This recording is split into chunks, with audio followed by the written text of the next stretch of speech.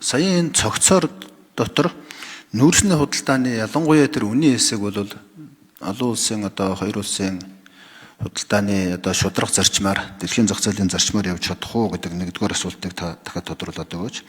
Хоёрдугаархан тэр 5-7 нүүрсний уурхайн хүчин чадлыг нэмэгдүүлэх гэдэг нь одоо манай энэ гэрээний нэг хэсэг болчихж байгаа. Тэгэхээр энэ гэрээний хэсэг болж байгаа хувьд манай улсын үндэсний эрх ашиг яг бүтэн хамгаалагдаж чадах уу? Энэний цаана яг юу яваад байна вэ?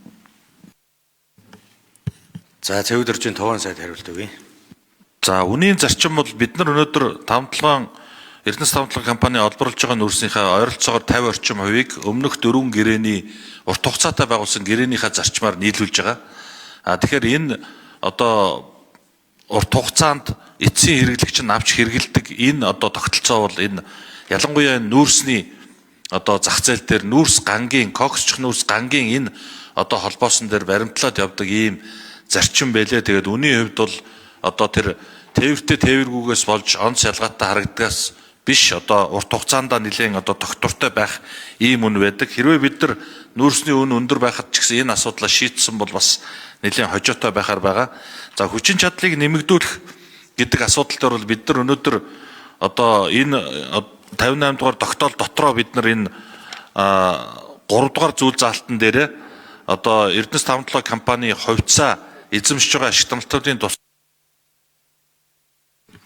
За ерөнхий сайд нэмж хариулъя. За түвшин гишүүний асуултанд товч тодорхой хариулъя.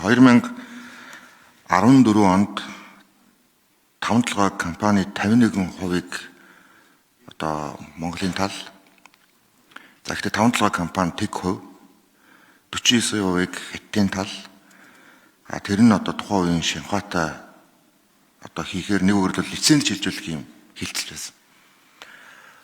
Өнөөдрийн энэ гэрээвэл ямар нэгэн лиценз шилжихгүйгээр зүгээр нүүрсний тогтвортой худалдах энэ асуудлыг эрх зүйн хувьд баталгаажуулаач гэдэг л юм өсөлт. Тийм учраас энэ бол улсын эрх ашигт илүү нийцнэ гэж үзэж байна.